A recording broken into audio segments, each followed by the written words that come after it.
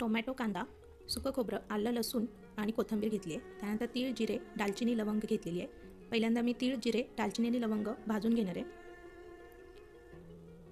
आता हे काढून घेते. त्यानंतर यामध्ये थोडंसं 1 चमचा तेल घालून त्यामध्ये खोबरं लालसर रंगावरती भाजून घेणार आहे. त्यानंतर कांदा घातला आहे, तो सुद्धा चांगल्या पद्धतीने भाजून घेणार आहे.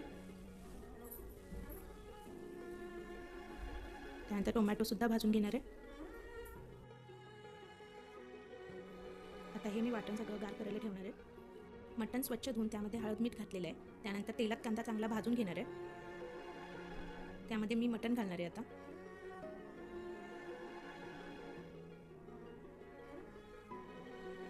मटण तेलातच चांगलं भाजून घेणार आहे. झाकून ठेवलं की त्याला पाणी सुटते.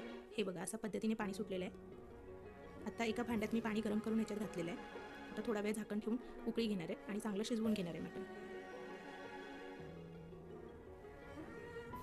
तोपर्यंत मी वाटण तयार करून घेणार आहे. पहिल्यांदा तीळ, जिरे आणि लवंग, दालचिनी वाटून घेतले. त्यानंतर खोबरं घातलेलं आहे.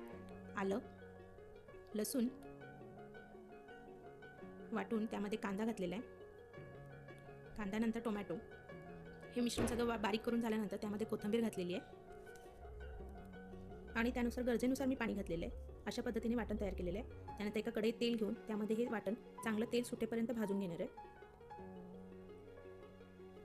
असं तेल सुटलं की त्यामध्ये लाल तिखट घालणार आहे. ते सुद्धा चांगल्या पद्धतीने भाजून घेणार आहे. तर यामध्ये शिजवलेलं मटण मी घालणार आहे.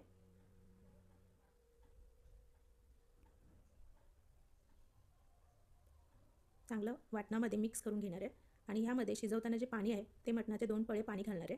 त्यामुळे मटणाला चांगली चव येते आणि चवीनुसार मीठ घातलं आहे. त्यानंतर एक उकळी काढणार आहे मी. अशा पद्धतीने मटणाला तेल सुटलं आहे आणि कोथिंबीर घालून छान तयार झाले. मटणाचं ताट तयार आहे. मटण सुक्कं, रस्सा आणि चपाती.